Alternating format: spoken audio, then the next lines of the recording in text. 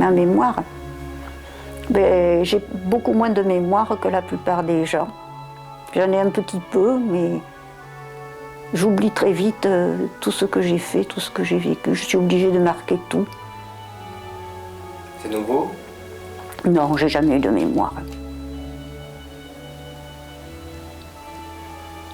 C'est un peu gênant parfois, parce que on a besoin parfois de se souvenir de certaines choses.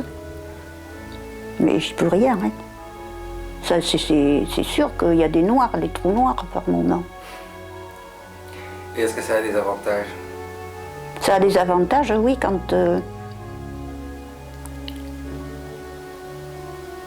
quand ce sont des choses désagréables, c'est mieux de ne pas s'en souvenir.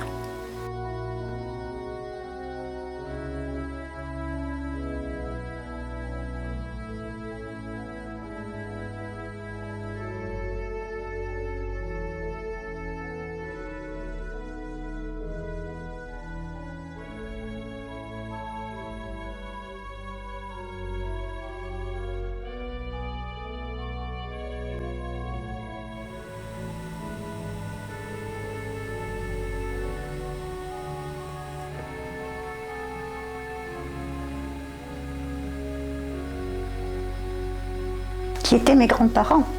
Mais j'en ai 4. Oui.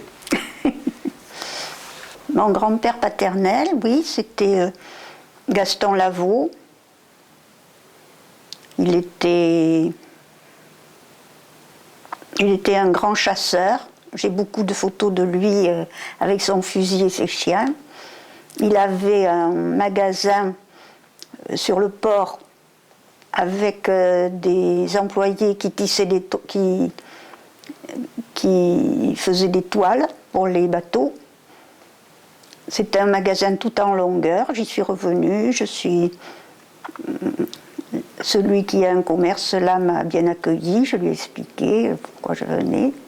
Il est mort assez vite, mais j'en ai quand même gardé quelques souvenirs. C'était un homme plutôt sec, avec un assez beau visage. Et sa femme était basque d'origine, puisqu'elle est venue à Bordeaux pour devenir bonne à tout faire. Et c'est comme ça que mon grand-père l'a connue. Parce que quand il l'a mise enceinte, ses parents lui ont dit qu'il fallait qu'il l'épouse. Donc, c'est comme ça qu'ils se sont mariés. Mais ma grand-mère a vécu beaucoup plus longtemps que mon grand-père, puisque au moment de la guerre, la dernière guerre, elle vivait rue Neuve et il y a eu un bombardement terrible qui fait que il y a la maison d'à côté qui s'est écroulée et ça l'a tellement traumatisée qu'elle en a un peu perdu ses idées. Alors à ce moment-là, elle est venue ici, à cette maison, quelque temps, et puis mais ensuite elle est décédée. Je revois toujours le visage de ma grand-mère ici, là. Elle avait un visage un peu rond. Alors mes grands-parents maternels, ils étaient de Montauban. Ma grand-mère vendait des journaux. Et mon grand-père aussi, je suppose, parce que je ne les ai pas connus du tout. Ah voilà, oui. Il avait été, comment ça s'appelle à Paris, ces gens en uniforme, à cheval. Garde républicain. Garde républicain. Et ensuite, il a repris, c'est ça, il est devenu, comme l'amant de la Dissatterlé, régisseur en quelque sorte.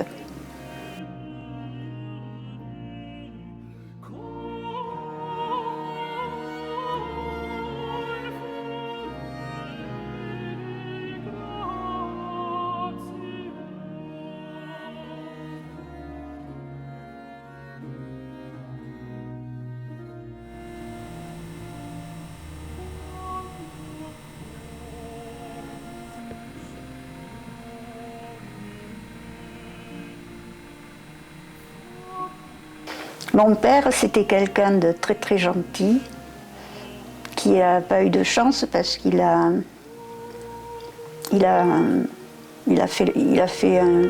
été obligé d'accomplir un très long service. Au départ, c'était, je sais pas, il était dans les chasseurs alpins, je sais. Et ensuite, il a dû aller à la guerre, ce qui fait qu'il a été blessé à une jambe et on l'a envoyé en Normandie pour sa convalescence. Et ensuite, à son retour de la guerre, eh bien, il y a eu un mariage arrangé avec ma mère, parce que, étant donné les pertes considérables en hommes, les rescapés étaient très recherchés. Alors il était employé dans la maison Broussette, qui est une maison qui vendait des métaux à l'époque, et il était devenu chef du personnel et les gens l'appelaient, les employés l'appelaient Papa Lavaux. Parce que vraiment, c'était quelqu'un d'extrêmement aimable. Ma mère était une femme qui ne travaillait pas, mais qui avait beaucoup de force et d'énergie, ce qui fait qu'elle mettait ça au service du ménage dans la maison. Elle balayait beaucoup, elle frottait beaucoup, tout un tas de choses, contrairement à moi. Et la malheureuse, enfin, je dis la malheureuse parce que c'est vrai qu'elle n'était pas heureuse, parce qu'elle faisait de la persécution. Ce qui fait que tous les soirs, elle notait sur un agenda ce que mon père et moi, on lui avait pu lui dire dans la journée. Et elle le recopiait dans un cahier le dimanche. Donc c'était tout ce qu'elle avait mal vécu, qu'on lui avait dit et qu'elle avait mal vécu. Elle accusait mon père de le tromper, alors que le malheureux, il était très incapable d'une méchanceté ou d'un... Quels étaient tes rapports avec lui? Avec mon père? Est-ce que tu es un enfant tardif? Et oui, je suis une enfant tardive, oui. Avec mon père, j'ai toujours eu de très bonnes relations. Je me rappelle, il y avait un petit placard là, où il mettait ses affaires de rasage. Et alors quand j'avais envie de ne pas faire gym le lendemain, je lui mettais un petit mot. Et au matin, je trouvais le mot d'excuse pour la gym, pour ne pas faire gym. Moi, je me souviens surtout qu'il est décédé peu après ta naissance. Et ça a été terrible, quoi. Ils ont eu Susan, ma sœur, qui est morte il y a peu, et que je regrette beaucoup. Ma sœur, c'est quelqu'un qui était très dévoué aux membres de sa famille, qui a vraiment toujours tout fait pour sa famille, à commencer par moi, parce que comme elle avait 14 ans de plus que moi, j'étais un peu son bébé. Donc, c'est elle qui a obtenu de ma mère que je puisse repasser le bac, parce que j'avais échoué à la première partie du bac. Et elle était prof à Libourne à l'époque, alors elle m'a amenée à Libourne, où je suis restée interne un an, le temps de repasser mon bac, pour pouvoir continuer mes études. Sinon, ma mère voulait que je sois employée des postes.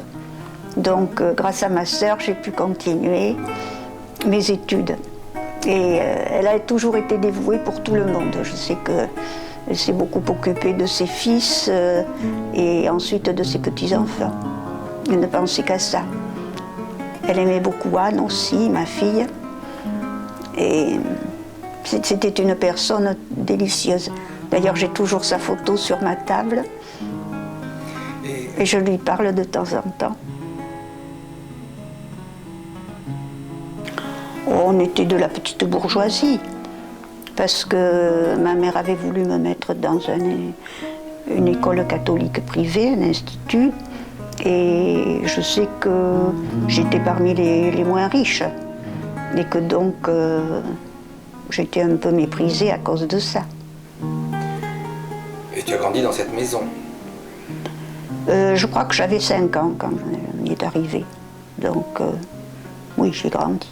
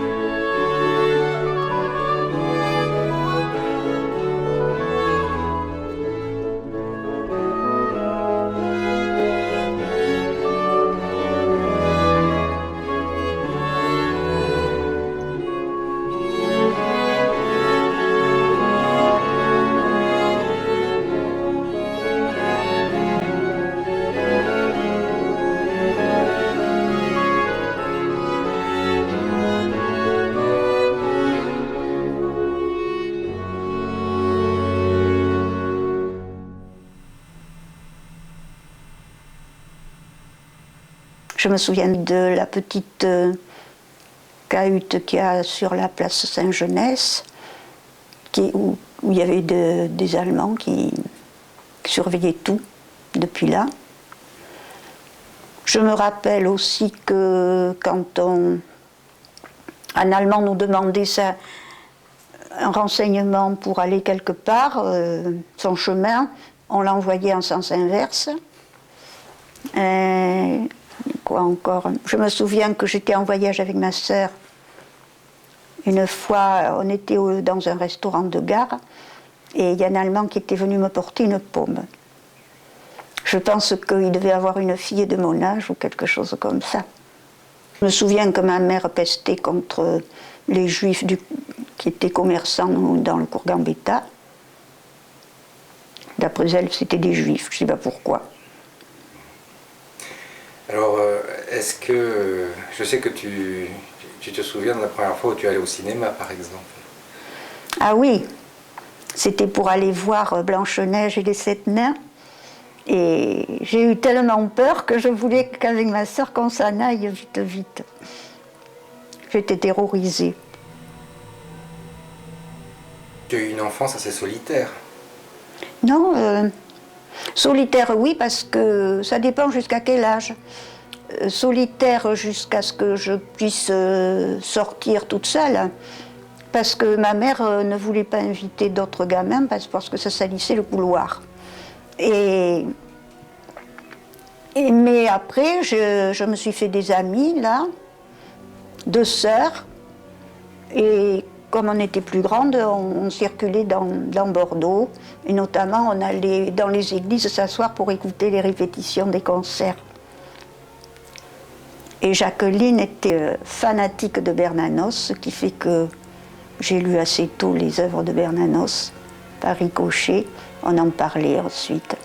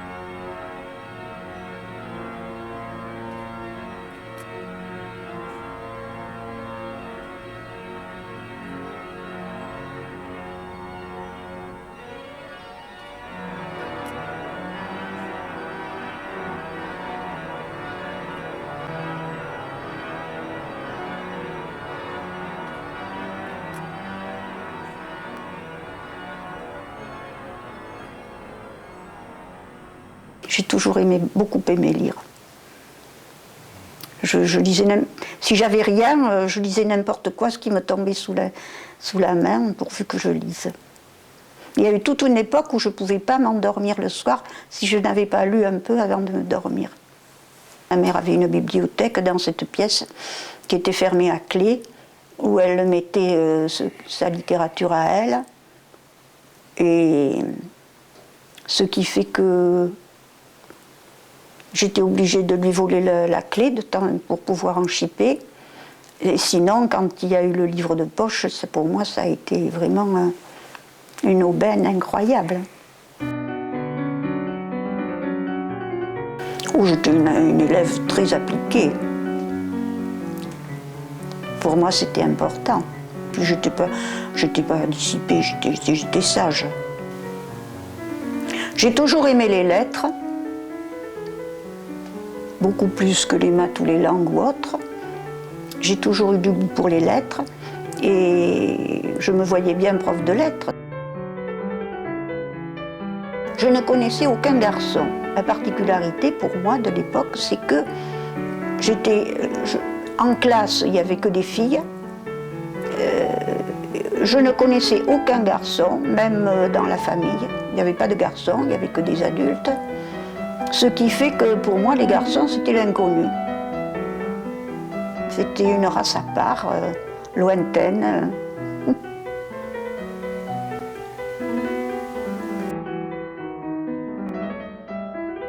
Après le bac, je suis devenue pionne. J'étais envoyée à Ers-sur-Adour, où j'ai passé 2 ans. J'avais un dortoir de filles. C'était pas encore mixte, surtout les dortoirs. Et après, j'ai été mutée à Bergerac. J'allais 1 fois par semaine à la fac, le mercredi, avec le car. Ça durait des heures, ce trajet. Et je venais écouter la bonne parole des profs. Et je repartais, et je faisais les devoirs aussi. Je préparais le DUG de lettres. Non, ça s'appelait propédeutique, je crois, à l'époque. J'étais surveillante d'internat, c'est-à-dire que je surveillais le dortoir et je surveillais aussi les cantines. Ça se passait bien? Oui, j'avais de bonnes relations avec les élèves. J'étais moins agitée qu'aujourd'hui.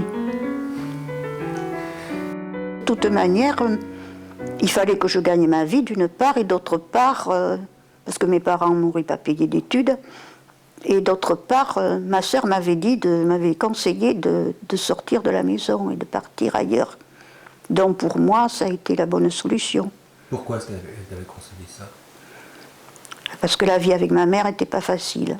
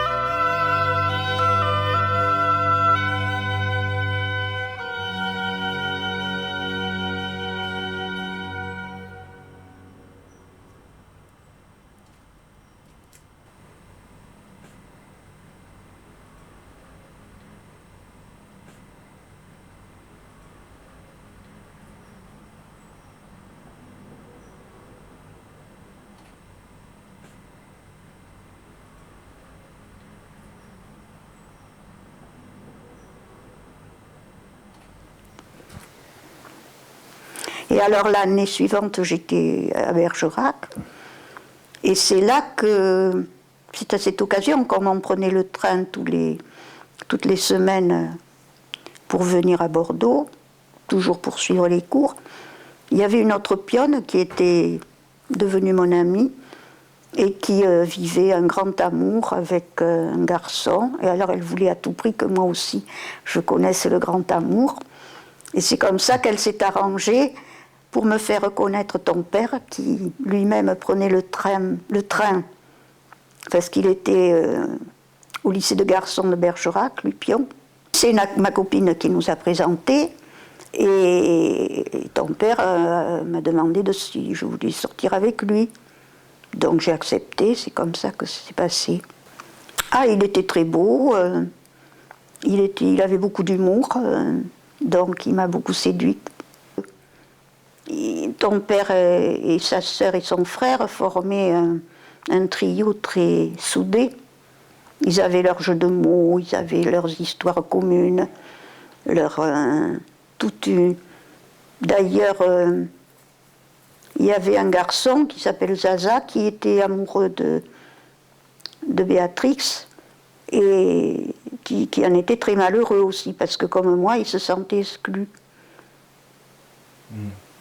Et tes beaux-parents? Alors mes beaux-parents étaient très très gentils, vraiment très très aimables, ils adoraient leurs enfants, ils étaient très chouettes. Quand j'ai parlé de ton père chez moi, mes parents, ma mère m'a dit « Tu es grande, tu sais ce que tu fais, tu en subiras les conséquences. » Il était plutôt pas mal vu dans ta famille? Mais je sais plus, je crois que ma sœur m'avait dit qu'elle avait fait une espèce d'enquête sur lui pour savoir quel genre d'homme c'était. Je ne sais pas trop ce qui en est sorti. Comme on ne nous donnait pas la pilule, il n'y avait pas de contraception à l'époque encore. C'était la méthode des températures, ce qu'on appelait la méthode des températures. C'était aléatoire, disons. Donc, on a eu les mêmes problèmes que beaucoup de jeunes couples de notre entourage. Et donc, je me suis retrouvée enceinte. Et c'est pour ça qu'on s'est mariés.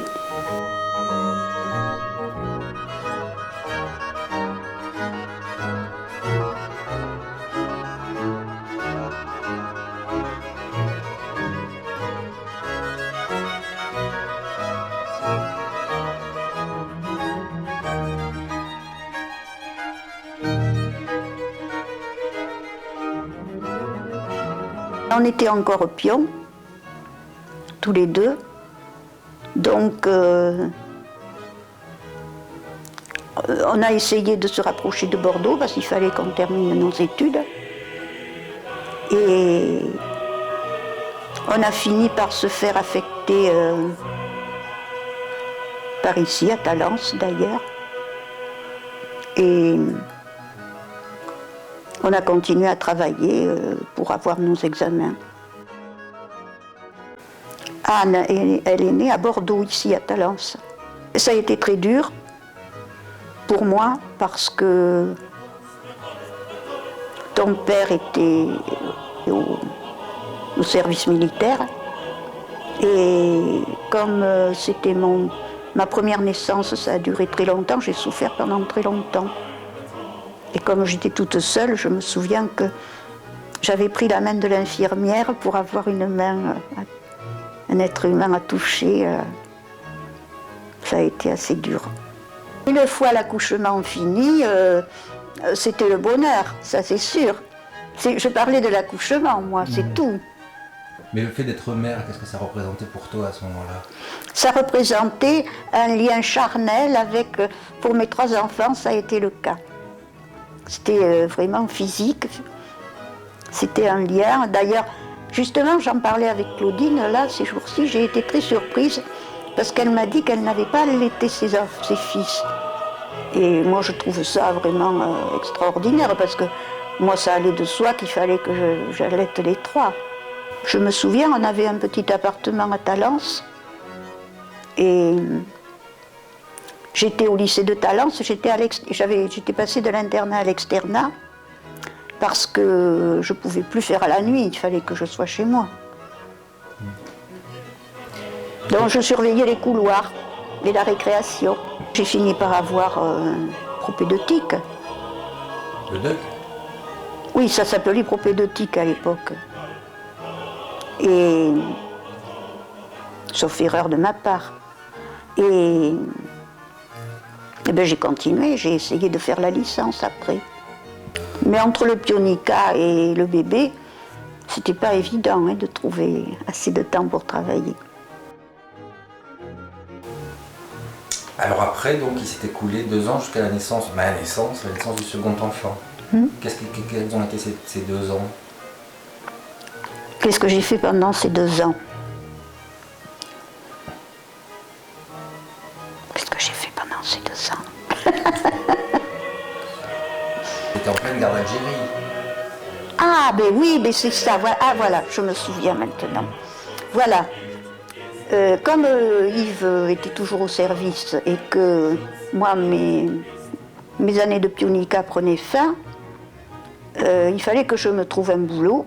Donc, j'étais chez mes beaux-parents à Pau à l'époque, c'était pendant les vacances, et j'ai fait des établissements scolaires de Pau pour demander s'il n'y avait pas un emploi pour moi.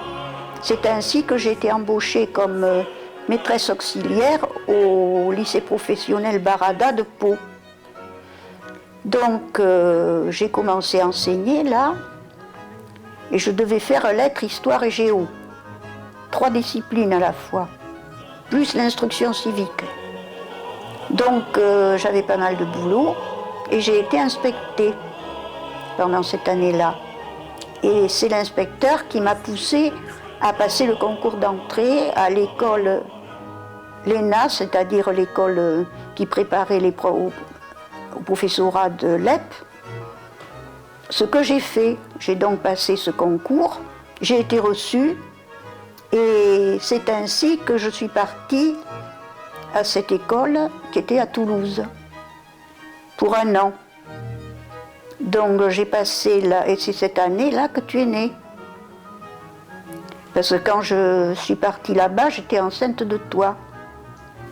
Et j'avais Anne. Et je me souviens que c'était terrible parce que la cousine Christiane ne m'avait pas du tout, qui habitait Toulouse, ne m'a pas du tout aidée. Et j'ai fait du porte-à-porte aux alentours de l'école pour essayer de trouver un logement. Et j'étais tellement épuisée que je suis tombée en larmes dans les bras d'une femme qui m'a ouvert à un moment donné et qui a été très sympa, qui m'a hébergée pendant 2 nuits, je crois, pour me laisser le temps de